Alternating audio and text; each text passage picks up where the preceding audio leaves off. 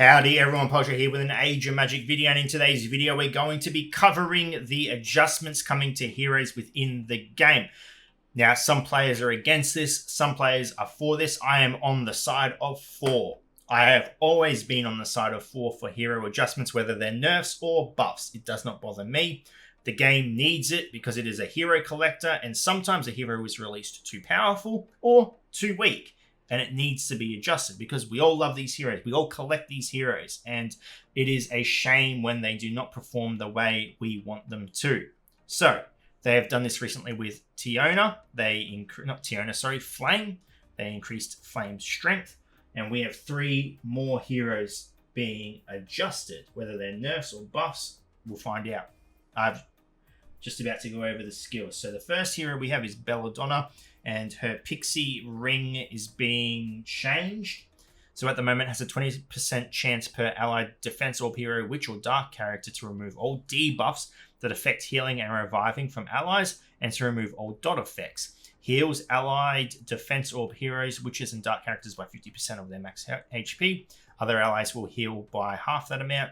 Cast 3 buffs on allied defense orb heroes, witches and dark heroes. Increased chance to dodge 100% each, so 3 here, so they can dodge 3 attacks. So the change, ability cooldown is increased to 6, so at the moment it's 4, so it's getting a pretty big cooldown increase.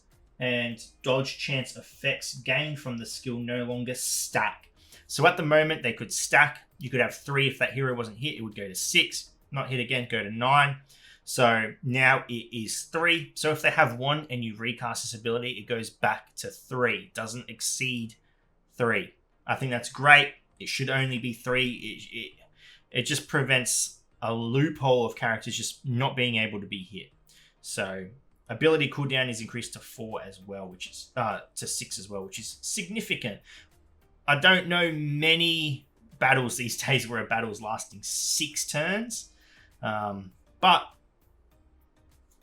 here we go, 6. Okay, so that's Belladonna. We'll move on to the next hero now. The next adjustment is coming to Irzik, to his Glory of the Swarm skill, which is this one. Casts on Irzik all allied healers and casters the weak one buff for 3 turns. When Irzik and these allies are attacked, allied to heat and Acroshat, counter-attack other allied Rararachni, increase their initiative by 30%. Damage taken by allied Rararachni is limited to 5% of their max HP for the next 10 enemy attacks. For all allied non-Rararachni, damage is reduced by half, so 10%. So this is the massive 10 stack that they get that can stack as well, and your allies take reduced damage, a significant amount of reduced damage. The change comes to that part of the ability. Non-Rararachni allies are limited to 5 damage limit buffs. So they will get 5 instead of 10, which is massive. I think that's huge. All for it. He's going to be obviously stronger with bugs now. You can still use him with non-bugs. You're essentially negating 2 or 3 rounds of full damage, depending if characters can use multiple hits in a single ability. But yeah, defensive capabilities for non-bug characters reduced by half. The ability is also getting an added effect, added heal effect to Rararachni characters. So this is going to be able to heal the bugs as well. So nice. Okay, it's making them a little bit more viable, the bugs. And the bugs are a decent faction, so I like this. I like this change. So that is the changes coming to Irzik. Pretty straightforward. The final character to be adjusted, Mordred. We all knew it was coming. His tyrannical reign has been too long. It is ridiculous. The power he brings is absurd. What's changing? Let's go over it. So, pulling the thread skill. This beautiful ability hides all dark allies except defenders for 3 turns. If they are already hidden from attacks, the effect will last 1 turn extra. Has a 20% chance per dark ally to reduce initiative of all enemies by 70% and transfer it to allies, random enemy to random ally. removes a random debuff from a random ally for each darkness token on allies. Each debuff removed adds a 15% chance to prevent enemies from casting special abilities for 3 turns. Debuffs ignore Fortitude. What is changing with this ability? Hides all allies' duration reduced to 2 turns. Okay, yep. So that's being reduced from 3 to 2. Skill block duration reduced to 2 turns. So this is the part at the bottom that stops casting.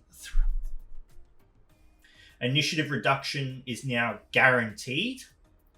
Initiative is reduced by 10% per each allied renegade.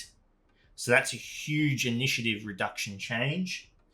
Initiative transfer now only works for renegades. So you could steal initiative, but it's only going to be applied to a random renegade and not other allies. That's massive.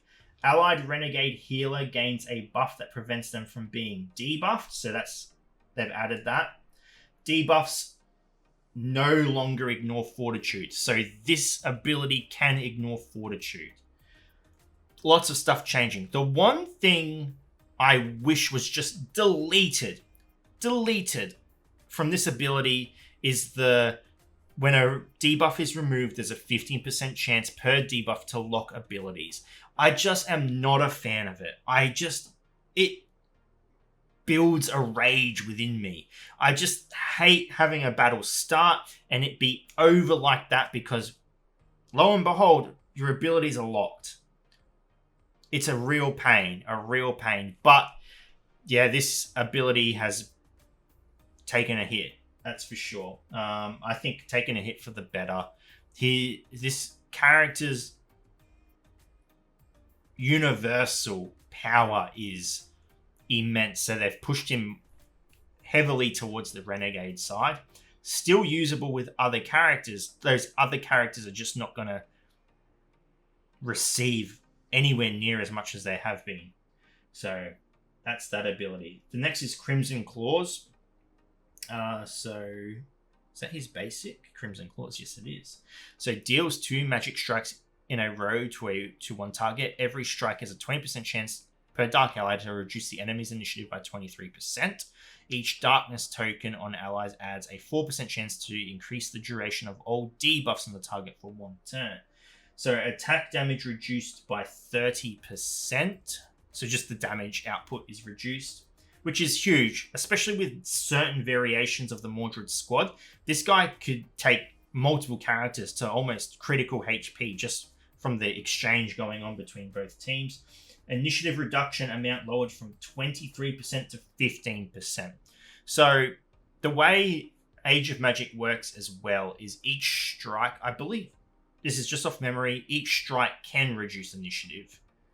So you have a potential of getting a 46% initiative reduction on an enemy. Now it's only a 30%.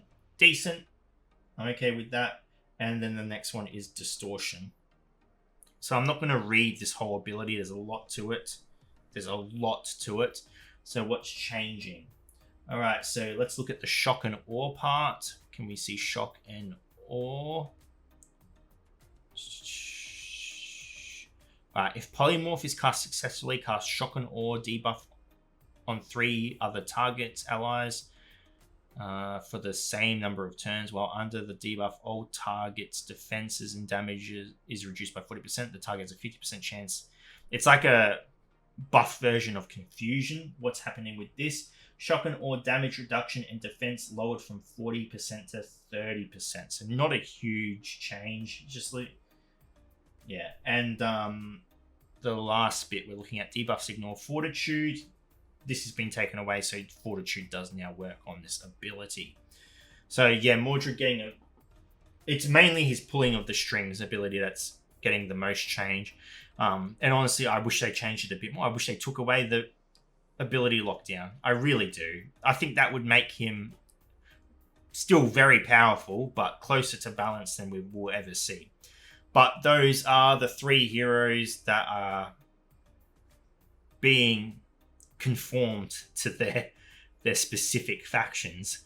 and not having such a dominant universal reign over the game. So I am for it 100%. I even think, and tell me if I'm wrong, but you cannot be an end game player. You cannot be someone who is pushing the limits of every hero and think what is happening with Mordred is okay. So, I mean, if you are, let me know. I'm all for these. I'm all for it. I think it's great, and I can't wait to see if the meta changes, and if it does, how drastically it changes. Anyway, ladies and gentlemen, thank you so much for watching. If you have any questions, feel free to leave a comment below. I will answer it to the best of my ability and wherever you're on the world. Until next time, please take care of yourself.